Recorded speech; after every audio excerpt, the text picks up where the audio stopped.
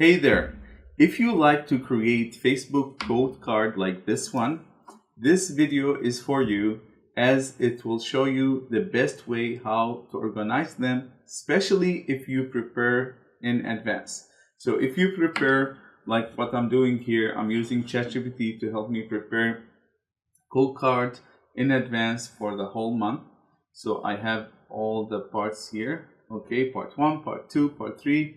So in order to organize this and to track them, the best way to do that, you can use Google Doc. So if you go and open a new document here, you can insert building blocks and use task trackers. You will get a table like this one. You can customize it to be like this one. So you can edit here, the first block here, you can do this one here, and then paste your post here. And then the beautiful thing that you can add the date. Once you add the date, you can put and mark it as completed once you post it.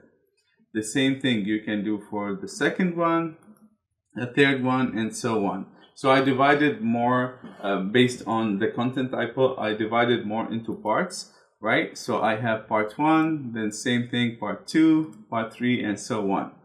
So this is a very nice way. And here you can also create sub tabs.